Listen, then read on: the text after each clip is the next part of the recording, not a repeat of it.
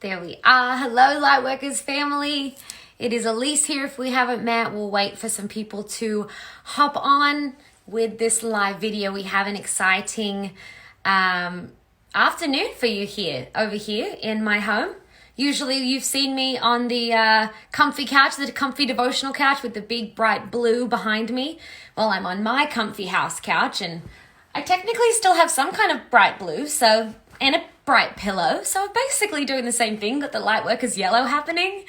Hey, we're going to wait for a few more moments and going to get started, but let us know where you're joining us from. And look, you can totally pick a country that you're joining us from, because I know we have people all over the world. But if you'd like to let me know that you're joining from your kitchen instead of your living room, then that is absolutely fine as well. So we are good with it. Hello, everybody. Thank you. You like the Lightworkers yellow? You know, just trying to uniform it up. California, me too.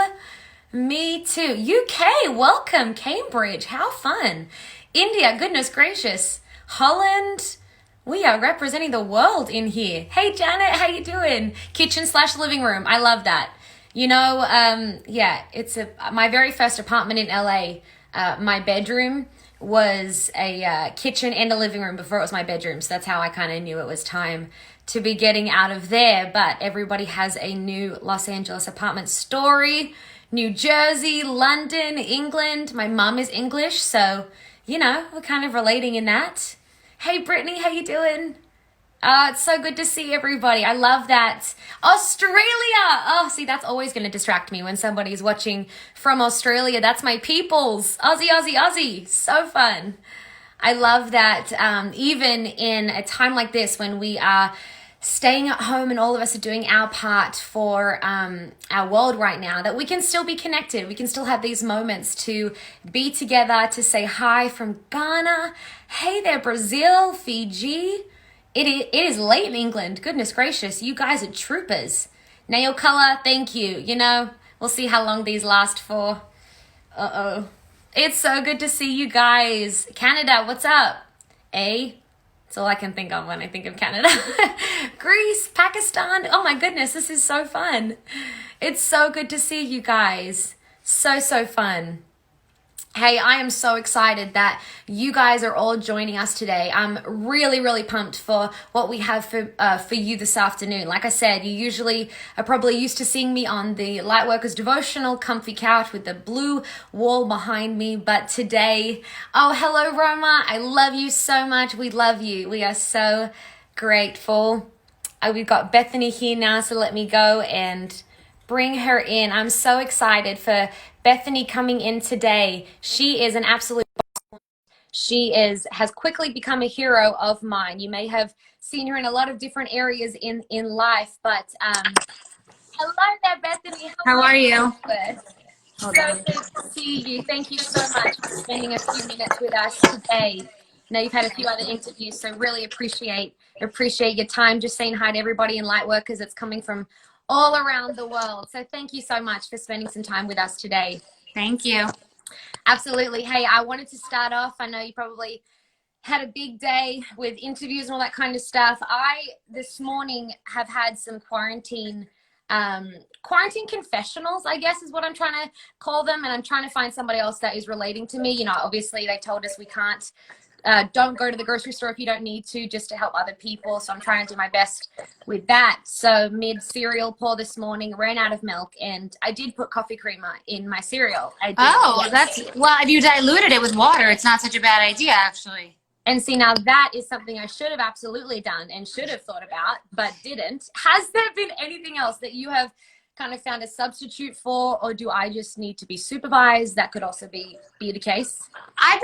My freezer has always been my best friend. So if you freeze things, and if you can go shop the freezer section, it's good for everything from pizza to organic vegetables for my daughter. If peas and French fries, and you can get as healthy or as unhealthy as you want. Cauliflower crust pizza. And so I'm living in my freezer. I'm living in the cans. I'm taking it seriously. There are a lot of people who are ordering in and going to the market every day, which really annoys me because they're sort of ruining it for everyone else. And people are hoarding goods. And so I'm eating like a college student. We've got ramen And like I said, a lot of frozen food, but it can be healthy. I mean, it's remarkable what peanut butter and canned black beans in like a tortilla, not together, but those, Yeah. staple items that are high protein and also can be delicious. So Love I'm that. pretty creative with my cooking. Yeah. I love that. I mean, as a teenager, Nutella in the jar was something I got in trouble for. Now I'm a hero, so I'm good with that, you know? Exactly. Hey, I know that like you are such an incredible superwoman, it feels like, that is infiltrating so many different areas of society. I feel like I look to the business world, TV producing, author, and your name is there. And so suddenly overnight we found our world shifting. And it can be hard for, some goal orientated people that don't like sitting still and can get a little antsy to stay inside and to be doing this. Do you have any, I guess, morning routines or nightly routines that you have figured out in this new normal? I'm not a big exerciser usually. I'll, if I can, I walk on the beach or I do yoga. And during this, I bought this very inexpensive, before this started, I bought this very inexpensive elliptical machine that I was sure was going to be total crap. And it's not. And it has this little round thing that has like a battery and it tells you exactly how far you've gone, and the elliptical goes forward and backwards. And I'm just shocked because it fits in this room in my house. I didn't want a big bulky one. So I've been trying to do that, but I do it like in my sweater and my jeans. Like I don't sweat. I just do it 10 minutes here, 10 minutes there, just as like a little in between thing to say that I'm doing something. I jump on my daughter's trampoline and I've gone on her zip line with her. I take a hot bath every day. I feel like that's that's when, even if it's 4 o'clock, that's when I feel like the day starts. When I get out of pajamas and get into different clothes, it feels like that's meaningful. I really look forward to the meals and the sitting down with my daughter. I think that's a really unique thing. I have friends who are saying that they're spending time with their whole entire families and they're all cleaning together and cooking together, and they feel like they're getting a second chance because their kids are in college and they never thought they'd have this time again. So I'm a very place of yes person. And, my daughter, I think it's interesting to see the homeschooling process. I actually like seeing it because I like seeing what the meaning of time is. And when they're in a structured school environment, there's time to go to the bathroom. There's time for younger kids to take a nap and to get a snack and to go to the gym and to go here. So now it's concentrated learning. So how much time a day does a child need to really get their math, their reading, in a day, reading comprehension done? And then when my daughter's read her book, I feel so good. So I'm not trying to hit a home run with education. I'm trying to just move the needle forward, but she's helping me cook and we're doing art. And so it feels like I really have got this different homeschool going, and I like the way that feels. It's so interesting you say that. I feel like families are reconnecting right now like never before, and we have an opportunity in the midst of something that is absolutely chaotic and absolutely can be a scary time for a lot of people, and yet it does feel like families are getting that second chance at connection. And I've been watching your TikToks with your daughter and the little dance routines. I saw her poster about how much she loves you, and it's so sweet to see families getting that time together. And I've got a few friends that are mums as well, and again, overnight shifting from that, okay, I'm a parent and juggling my life, to now I'm a parent and Mary Poppins and a coach and a chef and a teacher. How have you managed that with the stress levels that come with that? And I mean, also with Be Strong and everything else that you have on your plate. Well, I'm not a big time waster. I like to relax, and people think that I just never can relax, but I like to relax. And I make sleep my number one priority. So I tried it tonight. I have an interview later, 11:45, which I have thought about for 4 days because it's like, that's torture. But I have thought about, but I get in bed with my daughter every night at 9:30, and, just snuggling and calming down.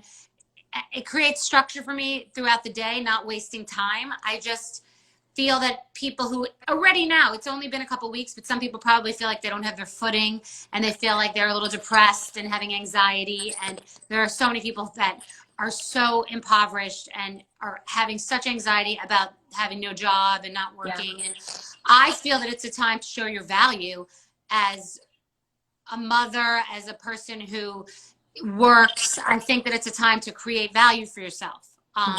You know, I have a girlfriend who's a mom, and she's helping me out with a lot of things in business because my staff isn't anywhere near here. Sure. So she's been stepping in, and she could use the income, and it's creating a different type of structure and value in her life. And I just feel like for moms who feel like they're behind the 8 ball, to just sort of get ahead of it now, just say, okay, I'm going to get some structure, create your own structure. And you have to be strict with your kids. My daughter's not interested in learning for more than an hour a day. So it's like a hardcore hour of learning, and then a hardcore X of reading, and then some good cooking and some outdoor activity. And years ago, there was a movie called About a Boy with Hugh Grant, and he described the day in a certain number of units. Yes. He would say exercise is 1 unit, and you know, taking a bath is a unit, and cooking. So I'm seeing the day in a bunch of units. There's the meals, the trying to be a little active, the forcing yourself to go outside and just breathe the air, and you know, somehow,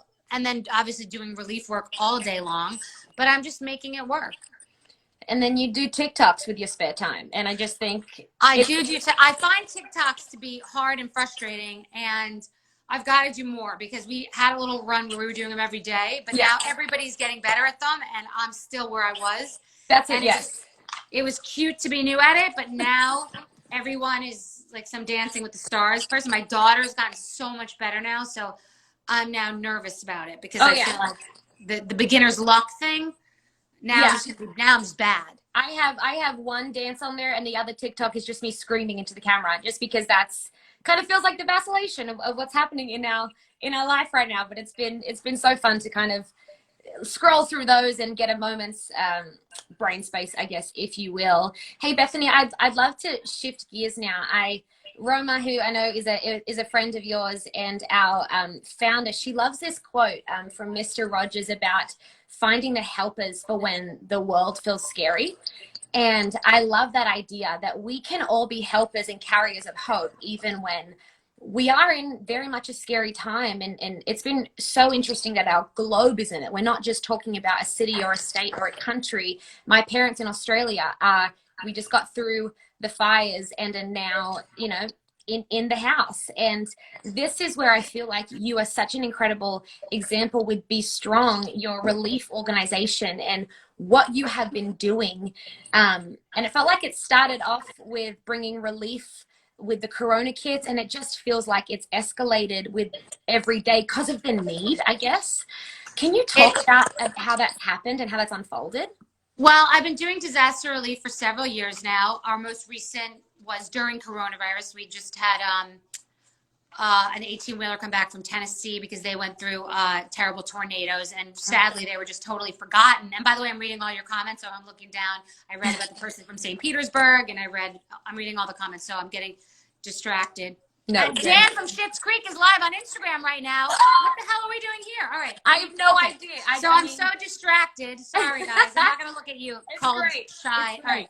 So, because that's too distracting. I'm like this. I'm like reading all the it's seriously, yes. No, it's addictive. So, so we helped Tennessee because they got totally, you know, overshadowed, and yet their disaster was real. And before that, we had done 2 missions to Australia. Yes. Who had such a terrible tragedy, but you know, you could realize, like anybody else, that once the headlines fade, people forget about it. It's cool to be talking about Australia for 3 weeks to a month and talk about the animals and post random links to charities that you think you're going to donate to, but you might not know where the money's really going. Yes. And we follow through. We follow back, and we go back to the Bahamas still now. We're rebuilding schools and homes even still after being there, sending barges and millions of dollars of aid to the Bahamas after the hurricane, and going back to Puerto Rico recently after they suffered an earthquake, long after their hurricane. So we follow through, and disaster relief is important to us. And I got into it because it was dire, and you need to have a certain temperament for it, and you need to be a run and gun, red tape cutter, and just go rogue. So I did not think of coronavirus as something that applied to me in this way. I just wanted to, because we, you know, can help in times of need, get involved with the Corona kits, which would be 20,000 kits for sanitization, hand sanitizer, hydration, immune boosting and give that to healthcare workers and give them medical information and also individuals, because people weren't on lockdown yet. So I thought people aren't going to be able to get this gel. It's so expensive. So let's just do that. And then, you know, I get connected to things and I get connected to people, and social media, when used for the good and not evil, is amazing. Yes. And I get connected, and I started to hear about this mask thing pretty early on. Masks, gloves, what became hazmat suits for us. So I started sourcing, which is like taking a machete and going through a jungle. Yes. Because sourcing and vetting and inspecting and flying around the country into warehouses is a gnarly job, and 9 out of 10 leads are corruption, stealing, interception from the government, hoarding, gouging. It's a nightmare. So we started acquiring relief and finding masks and PPE, and we started working with governments from 10 state governments. And now we've raised millions of dollars, and we need millions more. We need $50 to $100 million to really do this thing right. But we have delivered $12 million in biohazard hazmat suits to Governor Cuomo in New York. And we've distributed 200,000 masks to de Blasio in New York. And we are working on an $88 million transaction with them. Wow. We have the money that we raised through Be Strong with all of your donations goes to the hundreds of hospitals in the country that can't afford to buy their own PPE and be reimbursed. The clinics, the healthcare facilities, the elderly, the pediatric wards that are just desperate, and everyone is desperate. And so we divide the aid according to the disaster within the United States. So the worst place is New York, and the worst of New York is New York City. Louisiana is having a terrible time. Detroit is having a bad time. You know, so that's how we distribute the aid. And several celebrities have gotten involved now, and they might be passionate about their area of the world. So Matthew McConaughey and Camilla are interested in Louisiana and Texas, and Billy Joel is very passionate about Long Island and New York. And today we got a $1.3 million donation, and they're very interested in Maryland, Virginia, DC, etc. Pharrell Williams, I just got off the phone with their people, and they're very passionate about Virginia. So we're filling in the blanks in between where all of these people are personally affected and want to personally donate. So we kind of have a formula. And within the hospitals and clinics, the formula is for the highest quality mask, the highest quality, most expensive mask to be to doctors and nurses that are directly interfacing. And then the FDA surgical masks to be with, let's say, a cafeteria worker or a person checking people in, a receptionist. So that is very helpful, because you have to have an organized process, so you're not spending $6 on the mask for somebody who doesn't need it, and you're not spending $1 on the mask for a doctor. So we're organized. We are together. We just need more and more money. I mean, that's what we need. Every dollar counts. And that's what I love about what you're doing is everyone's feeling the need, but you don't have to start from scratch. Someone like you has already done the hard work, if you will. You've done the research. You've got the organization set up and the pipeline, if you will. And so I think that for people that maybe are trying to start again, you don't need to just jump on what's already happening and what is already proven to send the money. I've been watching it directly. The next day it's going to these. It's going there. Exactly. Sometimes the same day. We're 100% of what comes into Be Strong. So if you donate, when you donate, 100% goes directly to the effort. That's always how it's been all over the world. So we are so transparent. If you look on Instagram every day, I post a mission and explain where it all has gone. And it may be tedious, but I want to keep people connected to the effort that really care, because I'm saying to you, here you go. Billy Joel gave his money yesterday. He gave $500,000. And today, here's all the hospitals it went to. And tomorrow, here's the 1.3 million. So you can post a link to Bethenny.com/Be Strong and know that you are educated and you know exactly where the money goes, because whether you donate $1 or $1 million, I'm telling you play by play every day where the money's going. And it's the first time that anyone has ever in philanthropy connected people to the effort so directly, so instantly, versus it just flies into the air, this money, and you just posted a link and you don't know where it's going. And Right. people need that. People need that freedom, that Yeah. inclusion, that connectivity. They feel like they're part of a movement. And you are all part of a movement. If you're posting and you're sharing, you are helping me. I would not know about masks as an issue if it weren't for you. I would not know half of the things about pediatric wards if it weren't for you. I mean, there's a very, very, very amazing power in social media if used properly and not superficially. So you're helping a lot by being connected. It's so amazing that you are such a, like, I'm sorry I keep using this term, but you are like this boss woman, and you have the machete. I get that image of you with the machete out the front, because that is like going through the jungle like that. That's not how I am made up or wired, and it is so clearly one of your giftings and talents. How do you do that and that hard work? Because even just the image of a machete is like, that is tough. What you have to have a thick skin. It's and insane. Yet I watch you with your daughter, and so sweet, and you are clearly so sensitive to the need of the person, you know. How do you maintain that? Because if you weren't sensitive to the need, you wouldn't have gotten it ahead of the curve, which you guys did. How do you stay machete in one hand and like reading a book to your daughter in the other, and still having a sweetness to you, in a sense? Does that make sense? It does. And when I met my boyfriend, I said I'm 95% homebody, and no, I said 90% homebody and 10% lunatic. So that means like when I go, we're going. Like, Yep. If I want, you know, if it's once a year and I get out of my pajamas and I put makeup on and I go out and I'm having 4 margaritas, it's going, we're going. And just get out of the way. So when I'm lit, I'm lit. And I have partners in business like Roma's, husband, Mark Burnett, and the president of his company, Barry. I will torture them every day when I'm interested in making shows. And I have 25 ideas, and they've never seen anyone with ideas like I have. And that, you know, I'm like, we're doing this and let's execute this. And I'm on them. But when I'm on this, I'm on this. So they haven't heard a peep from me in a month. Like, they haven't heard a peep from me. And I'm usually texting them 5,000 times a day.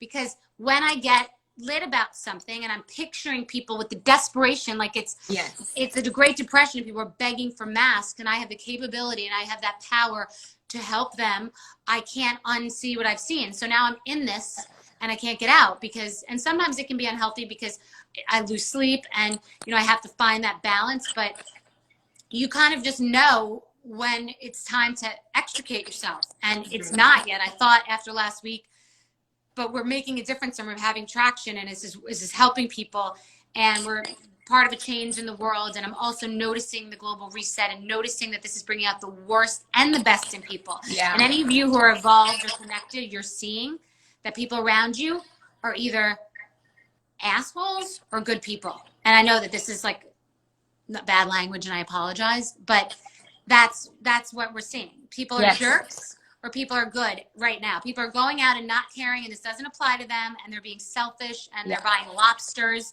or they want to be part of the change. Yeah. And that's where I stand with this. I'm finding out that, you know, I want to be with fewer really good people doing really good things. Yeah. And I want to be less superficial. And I want to go back to the time when you took a photograph of yourself and it looked like your driver's license picture, because everything wasn't about a filter and lashes and asses and things that aren't important. So I like long for that life. I love that. I love that. I feel like you're the bridge between the need and like the supply and the demand. Like, that's the image I get of you, and you are so needed in this world, and I'm so grateful for you. What do you say? Because again, I've been watching such big donations come in, that $1.1 million today. Like, goodness, 1.3. It's incredible. It's nice. But what do you say? Because obviously the need is great. I can't give 1 million people watching, maybe able to, and if you can, we have the links there. Please, would you go and do what you can? What do you say to people that are like, I can't do that, so might feel like their donation is insignificant? It adds up. I mean, someone said to me today, in the March of Dimes did something where each person donated 5 cents, and it helped with the polio. I don't know how many years ago, someone might know when the polio, I don't know if it was called an epidemic or the polio outbreak or whatever you call it. And I said, so I retweeted them and I said, oh my God, well, yes, if everybody donated, if all my followers donated $10, we could almost get there, you know, because really to do the biggest effort ever would be between 50 and $100 million. But we've already accomplished a $16 million effort, and we've already hit over 15 states and 200 hospitals. I mean, healthcare facilities. So if we were to get between $7 and $10 million, that would be a real big move for us. And people started donating. My partner said, $10 are coming in every second. What just happened? I said, look at what I tweeted. Wow. So people get together and they get excited. And someone said, I'm going to donate again next week. And everybody who follows me on Twitter knows. They feel like they're part of it because we're in it together. We talk. It's very conversational. You know, I learn so much from people on Instagram and Twitter in these times. You know, when it's about eyelashes and big thongs, I don't learn that much, to be honest. But during these times, I learn so much about people. And I love the people that I connect with. And so we are all, this literally, social media is the reason that these efforts have happened. No question. It's incredible. It's the potential of something that is often used for it being cheapened, you know, but when it's used right, it's that unity. It's that we can do big things together when we all do our part together and come together and give it to a cause of someone, like I said, that knows what they're doing. And it's just incredible. I mean, my family and friends that were affected by the fires in Australia, I had heard about your organization because of the fact that it was post the fires when everyone had left, that you guys were in there giving aid. And so from my country that went through it, I just want to say thank you to you, because as a girl that had family and friends affected, you don't know what it meant that you guys were there. So I just want to say thank you from... I love Australia. Love it. Could not live it more. I have a connection to that place. Love Australia. But yeah, so to all your people, so they're asking, the link is Bethenny, BETHENNY.com /be strong. And yeah, people are consuming content very differently right now. People are watching different types of television. People have a tolerance for different types of social media posts. People are not here for lobsters and eyelashes right now. Like, it's not lobstersandlashes.com. Lobsters and lashes. There you go. Lobsters and lashes are not working right now. Like, hashtag no lobsters and lashes. No lobsters and lashes. No. I love that. No. I love that. No. So against lobsters and lashes right now, completely. Amazing. Hey, we'll finish up in a second. I would love to get your thoughts and encouragement. Roma just commented, be strong with a muscle. She's been commenting this whole time. She has been in this, is with us. Yes, she is the best. Hey, I'd love to get your thoughts on, obviously, when you put your head on the pillow at night and there's still such a great need, for anyone that is in a place of maybe feeling helpless or overwhelmed at the need of it, what would you say to them as an encouragement during this time? The thing is, if you're not feeling traumatized, if you're not feeling panicked, if you're not feeling anxiety, if you're not feeling depressed, if you're not feeling hopeless, and that means even if you're not a person who has no home and has no job, which is another level, even if you're not a person who is in their home, you know, being abused, which is another level, and it breaks my heart. And all of this is being done also to get us out of this whole fast too. If doctors and nurses are protected and they can heal other people, that, you know, this whole cycle that I'm part of has to like end, so people are being abused less and having stress less and poverty less and all of that aside. So we are all, you know, if you have a phone to look at right now, we are in an elitist group that are not even part of that group. So if you're just a person who even has a roof over your head and if you're not panicked, traumatized, having anxiety, feeling depressed, and projecting into the future all of the bad things that are going to happen and the what ifs, then you're not even dealing with how you're feeling, because that's normal to feel that way. From adults, from kids, that is the normal way to be feeling. So to first of all just say it's normal to feel that way, and for it to get monotonous and weird and not know what you're supposed to be doing, that's all supposed to be happening. It's how you fill up those units in your day. It's how you take 10 breaths. It's how you take a hot water bath just to calm your nerves. It's how you go outside and just take a walk to breathe the air, because you need to reset. How I make, you know, how my daughter and I take a bath every day just to clean ourselves and feel like that was a big deal. Just the little things to do to make a meal of nothing, of a tortilla and black beans out of a can with cheese, but sit down and eat it on, you know, a plate and make a process of it to make yourself feel like you're part of the world, coming from a place of yes. So, you know, to hug your kids and that family becomes the most important thing, and that's all completely normal. Absolutely. No, and that's, thank you for saying that. I think that's so amazing to be able to actually acknowledge the feelings, first of all, without trying to push them away is going to be huge for people. Hey, Bethany, thank you so much for your time. People, we've been putting the links as we've been going this whole time. And if you want to get involved and give, and even just lending your voice, if you're watching this. Want to say hi, Peanut? Oh. Want to say hi, Peanut? Hi. Come, you want to say hi? Hurry up. They're not. Hey, cutie. Hold on. Come say hi. Well, hold on. Hi. Hey, cutie. How you doing? Good. Have you been doing some TikTok dances, I see? Yeah. What's your favorite one?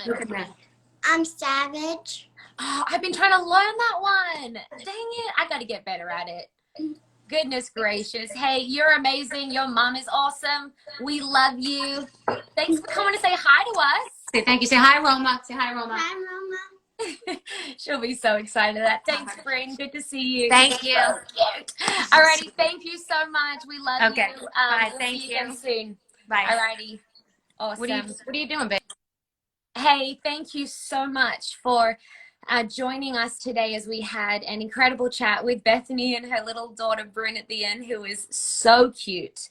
We're so grateful for the family we have at Lightworkers and the opportunity we have to join with people like Bethany and her organization Be Strong that are really on the front line doing something about this. And she's not just an incredible woman with an incredible business mind, but she has an amazing heart. And so I'm so grateful that not just she joined us, but that you were able to join us and have this conversation. We'll put all the links up for more information, and we'd love you to just do your bit. When we do our part, then together we find that unity that really can bring some light in the darkness. So thank you for joining me. Roma, thank you for joining us today. We love you so much. We love you, Lightworkers family, and we will see you again very soon. Have an amazing day.